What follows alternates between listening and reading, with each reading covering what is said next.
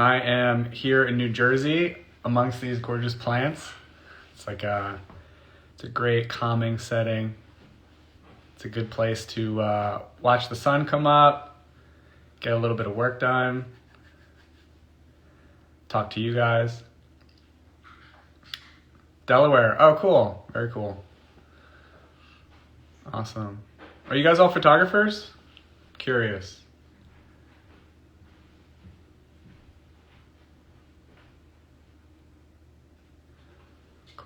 Cool. All right. Well, so I'm gonna go ahead and get started here. I'm glad that you all are tuning in, and this is gonna go to my IGTV as well too. So I know some of you had mentioned that you really wanted to show up, but you were either working or had other commitments. And so this is gonna go to my IGTV. If you're joining me in the future, then hello and welcome. I'm pumped to have you here. Hey Brendan, what's up, man? But yeah, so this basically is for photographers. I wanted to speak to you guys directly. As a photographer myself, some of you all are familiar with my work, and I know some of you guys have been referred to this live today, which is really cool. I'm grateful for you guys to be here. I wanted to tell you a little bit about who I am, what I've done, and how I've sort of traveled through my career in hopes that that we can sort of start a conversation here and talk about creativity as it relates to photography. I grew up sort of as a visual person. My mom, I can always remember, the first picture actually I remember is of me that my mom took in black and white. And it was me catching a fish, and I was holding it up here. I was holding the fish on the line, and the fish must have wiggled the second she clicked the shutter. And it was blurry, but that, for some reason, that image is burned into my memory bank, and I think as a kid, I was always sort of wondered, I'm oh, wow, that's cool. Everything else is sharp, but the fish moved. And I'd say my mom was my first influence, maybe visually. She was a talented artist and still can draw some cool pictures, but she used to pick up a camera and shoot photos, and I'll bet you that sort of warmed me up to my own visual endeavors. But fast forward, I picked up surfing maybe in college, and a friend of mine took me out a bunch of times, and all my friends, what's up everybody, welcome. All my friends, surfed way better than I did, and I've always loved the ocean. I was the cousin in the pool who never wanted to get out, and I begged everybody to stay in, and I've always had this affinity for water. And then I paddled out on a board, and I would just watch the sunrise and the sunset and everybody surfing and ripping around me. And I wanted to capture that to a degree. And I eventually did, and I brought a camera into the water.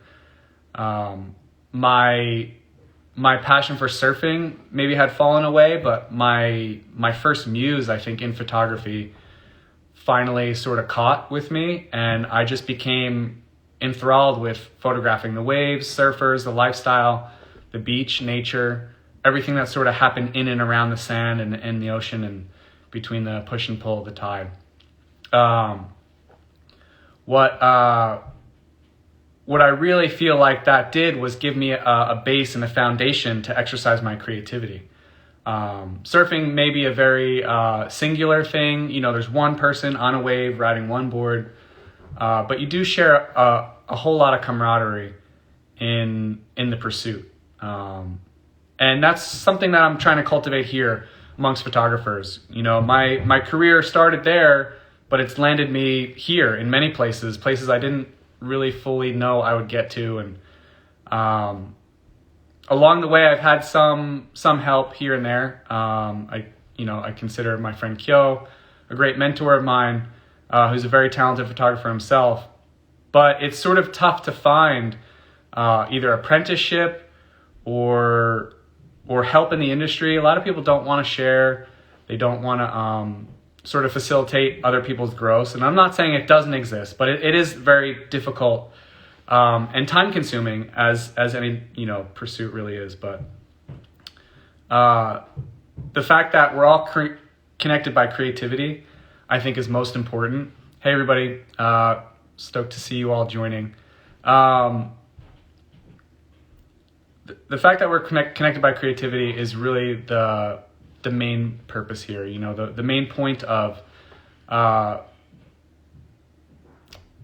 photography in general is to sort of take what's in and translate it and push it out, you know, and starting somewhere, for me it was surfing, can really bring you anywhere. And I think if you just follow that creativity, if you just follow that passion, when you listen to your inner voice is really when you start making great pictures. And that actually touches on, like, I think there's an Annie Leibovitz quote that when you start listening to yourself is when you really start taking pictures. Something about like your point of view. And I think that can be some of the most difficult things that we have to process as photographers, because, you know, I was speaking with a photographer yesterday and she had mentioned that she was away on a shoot and she was second shooting with another photographer, and she didn't necessarily get the type of images that, you know, the main photographer got. And she sort of felt a little like self-conscious about that. And I think that's so normal, because we do a lot of comparing and contrasting, and instead of really just kind of putting our heart forward, we think we have to do it this way, or we have to do it that way, or we have to appeal to this person or their likes. And really, when we start making those images for ourselves is when we find our style and our voice, and that's when we're speaking loudest. It's the most rewarding thing that you can do as a photographer, is to just keep walking forward and keep on your own creative path. And there's a bunch of different things that we can do. You know, I call it like my main ingredients for what makes me happy, for what makes me creative. And they'd be different for everybody. As an example, like exercise, eating well, enjoying beautiful natural spaces, and seeing the sun is kind of like a great little cocktail to make my brain in the most creative place that I can be. Of course, socializing, hanging with friends.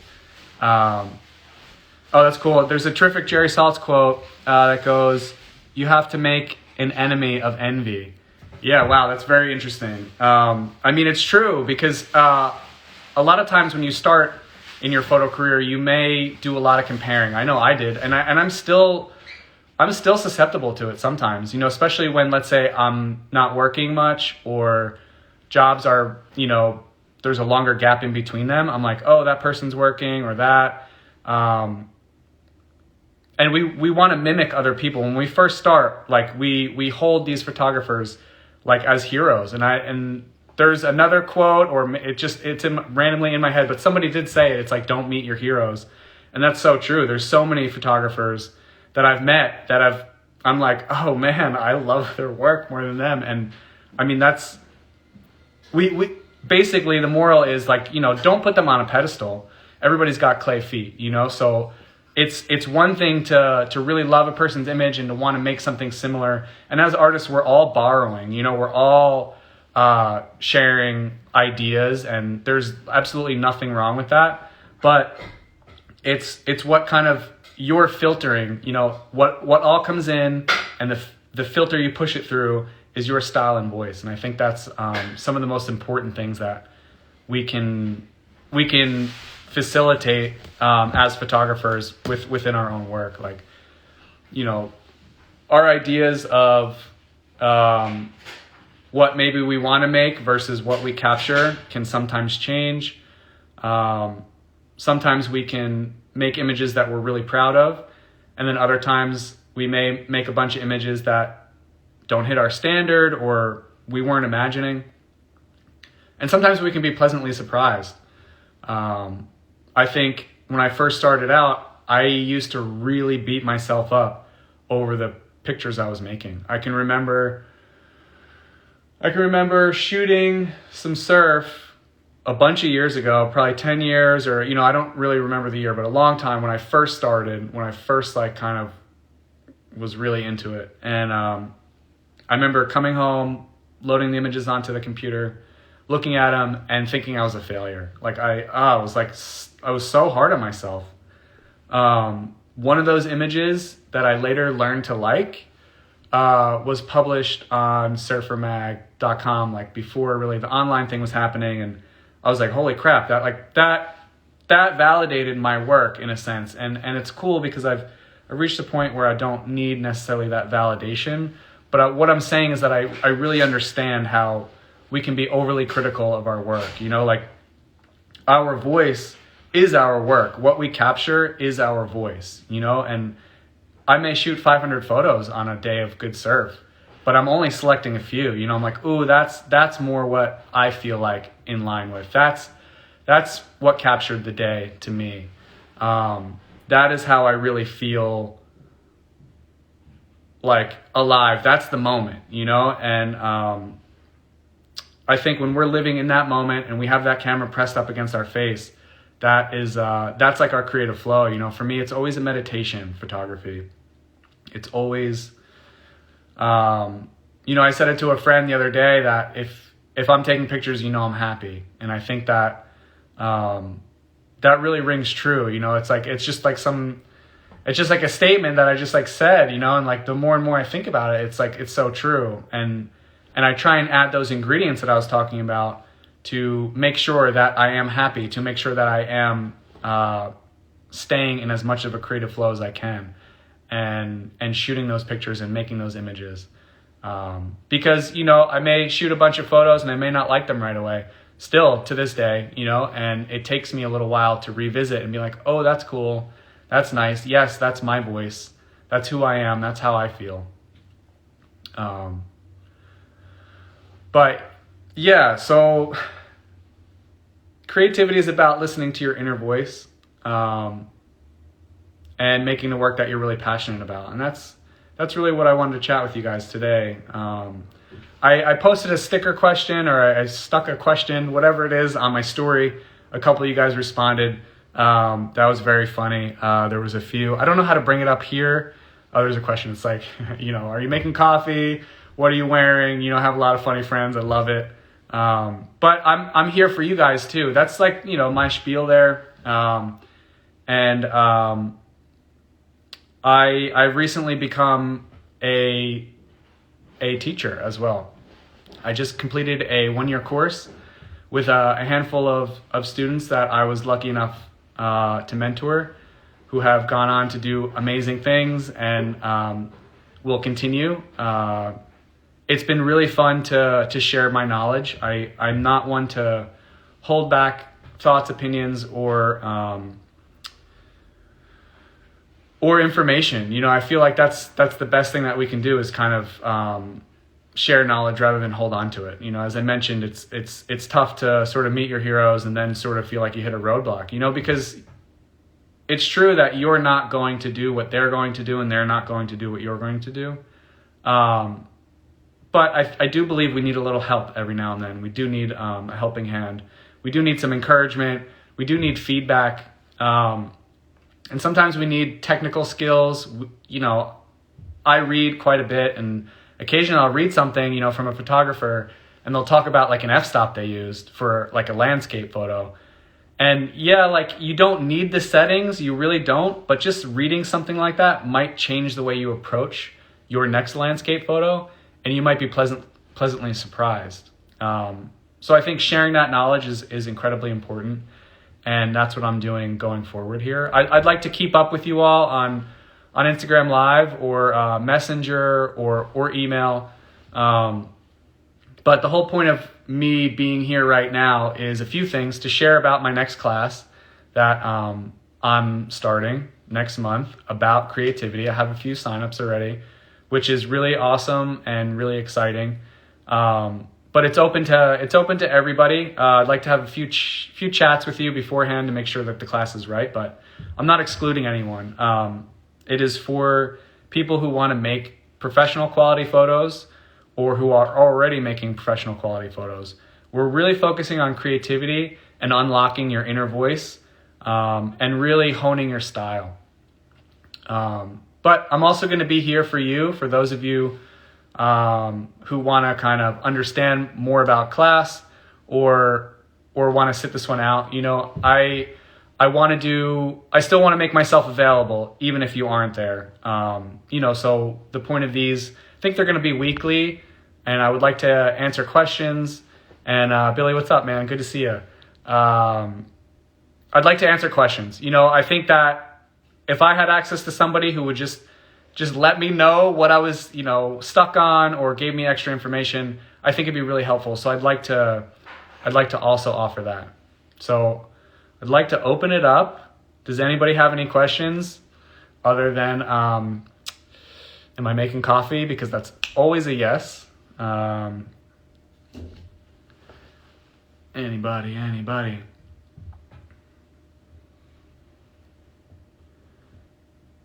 No? All right. Well, I will spitball a question here myself. I'd say, how do I kind of keep going, taking photos, and massage my own creativity? Like I mentioned earlier, how are you staying inspired during this year? All right, that's awesome. Perfect. Thanks. The way that I'm staying inspired this year is been, I think it's been a mystery to me as I've been doing it, but looking back on it, it makes a lot of sense. I'm somebody who needs like a project or an endeavor, and I don't always know exactly what that is. Sometimes I'm just photographing something, and it might be a theme. I have a TV series that I just started photographing TVs on the side of the road, and eventually it became a collection. I didn't even know I was doing it, but eventually I was like, oh, I have all these TV photos. What do they mean, and what am I doing with them? So a lot of times my inspiration in that regards happens, I don't want to say by accident, or by chance, but something similar to that. This year I took on a project during quarantine. I bought a van. It was a POS, and I turned it into something that I'm really proud of and really happy with. So it was a very different type of endeavor for me. But I think the meat and the potatoes of it is something that I learned. I had to teach myself as well as rely on other people to show me or teach me, or I use their guidance. My good friend Dan really helped me out mechanically and with his own ideas. I've never built anything. I'm not handy. I don't know about that stuff. And I somehow built out a bed and put electricity with an extra battery and solar panels. I cut a hole in the roof and put a fan in there. We replaced like so many things having to do with the engine and mechanics. It was a project I took on and then I had to learn about. So I think staying inspired, I know for sure was very tough for people. But I also knew that I had to go inward. This has been one of my biggest years of like kind of understanding myself and knowing who I am. And I know a lot of that stuff sounds cheesy, or at least to me it used to. Like, oh, you have to love yourself and you have to, be with yourself and understand who you are. And that is completely true, because now that I have, it was forced upon me, our current time sort of just made me go in. And for that, I'm so grateful, because I've learned the things that make me happy. Like I mentioned, I know my ingredients for having a great day. And I know when I'm happy for the people around me, and that directly affects my work big time. Any new creative discoveries, endeavors during self-reflection? Any new creative discoveries? Yeah, fuck. Ooh, that's such a great question.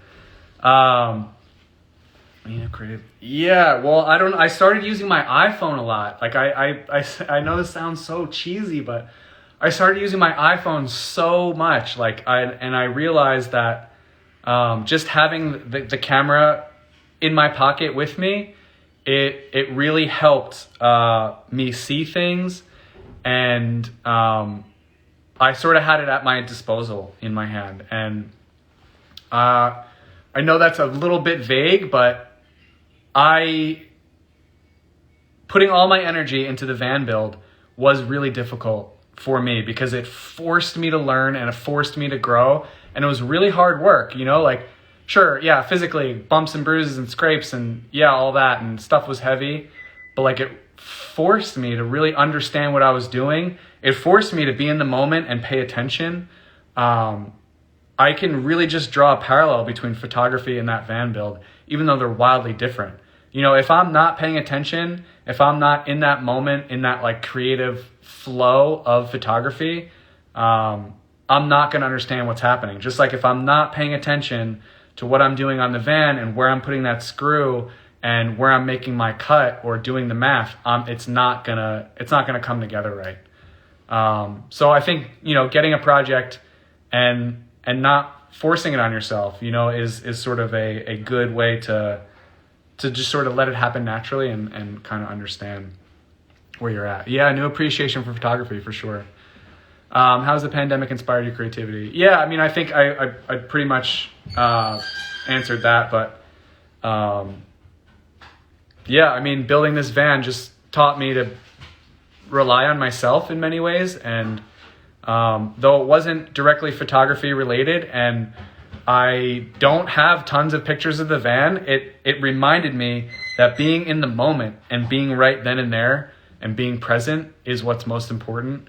I just prefer to do that most times with a camera. You know, I don't believe in the statement that, you know, put the camera down and just be in the moment. Like, no, because for me, being in the moment, the camera is a tool for that. I just happen to press a button and then I have that moment recorded for everybody, for myself, for, you know, I think that, yeah, the pandemic taught me to be present. Yeah, for sure. But cool. This is awesome. Oh man, this is so encouraging. I'm really glad that you all showed up. I'm glad to see a bunch of my friends in here, as well as people I know I've chatted with, and some people I know that I don't know. It's good to see you guys here. Like I said, I'm going to do these pretty often. What are you most forward looking to? What are you most looking forward to post pandemic? Man, I don't know. This has been, I know, a lot of people's worst years, where they feel like it's their worst year. And it's tough for me to say like out loud, but it's been one of my best. But I think that comes down to maybe my outlook and my determination to keep moving forward. Because I don't know. I lost so much of my own work. I shot a ton of events in New York City, and that's really how I made my bread and butter. But with the pandemic, events are pretty much gone for right now, especially in New York City, or they're extremely limiting the numbers. So there's not as much work in that. So I have to pivot. And I'm really excited because a lot of those jobs I didn't necessarily want to take. But I took them because the money was good. So like, okay, you take away that work. Now what am I going to do with myself? What am I going to do with my time? I got to transform myself this year, both personally and professionally. I got to move in another direction creatively. I got to build myself a van that I could live in or take on trips. And I got to do many things that I never would have had the chance to had I been, working. So what I'm most looking forward to post-pandemic, I don't know. To be honest, I'm not sure. I'm kind of just going with the flow. And I mean, I'd love to say, yeah, go back to travel, but I have some travel planned in the winter, and like I feel like I'm living my life safely and in a happy way now. So I kind of don't feel boxed in by the pandemic. How has social distancing changed the subject matter of your photography? It's changed it quite a bit in that, we're in close quarters. We're closer with the people that we're around. You have to make more of a decision to be like, all right, I'm really consciously choosing to be with this person or around them. Whereas like, I remember when all this first started happening, I thought to myself, I'm like, yeah, I would just casually go somewhere. Like I'd just stay out late, or I'd, be here, be there, be around a bunch of people I didn't know. And sometimes I would think, man, I don't necessarily want to be around these people. Why am I here? But now that, you're sort of forced into that. So the subject matter in my photography becomes my friends, which has always been sort of my MO, but like it just made me stronger. It just gave me stronger bonds with these people and allowed me to kind of photograph them more intimately. And like I said, I've been shooting on my iPhone a lot. It's so disarming for people. Snap a couple pictures, and it makes everybody a lot more comfortable and casual. So that's been really fun. And hang on, let's see, got some more questions. When can fans expect your new photo series book? Oh, I'm not sure. I don't know. I don't know. That's a good question. I'll get back to you. I love making photo books. They are so awesome. It's tangible. You can hold it. You can flip through it. You can feel it. I'm not sure. I'm still working on some new work myself, new personal work. So we'll see when I get there. Any personal projects planned for 2021? I don't have anything planned exactly. I'm not sure if you were in the room then, but like I was saying, it's sort of a lot of times my projects just happen naturally. And I let them happen organically. I throw in all the ingredients for creativity, and I allow the inspiration to sort of lead me. Any other places to post your creative work other than IG? Yeah, I mean, I should practice what I preach a little bit more, but I posted something on Tumblr today. I've been trying to tweet a little bit more. I used to be so much better at sharing my work online, and I've sort of fallen away from it, and I'm learning the new tools here to sort of get back into that flow. There's paid websites you can use and follow. There's portfolio sites where creatives, ad agencies, art directors, all that are looking for work. But I would say post to social, of course, make them poignant posts, and use email. Email marketing is still reaching people. What's up, everybody? Thanks for joining. We're sort of just winding this down. So for anybody who's joined, if you have any questions, feel free to ask. Other than that, this is going to my IGTV. So long as I know what I'm doing. This is my first live, so hopefully I don't press any wrong buttons. But it's all going to be up there too for you guys to rewatch, to share and send or all that. And like I said, I'll be doing these weekly as a way to do some question and answers, so you guys have some direct access to me. Definitely come with a problem or an idea or something along those lines. And I'll keep telling you guys about my class that I'm starting. If you guys have any questions, feel free to DM me, or I can reach out to you also. But thanks for coming. Thanks for showing up. I'm really happy to have everybody here. It's been great to see everybody. So I guess that's it for now. Until next time. And please reach out with any questions. I'm happy to be available. All right. Bye-bye.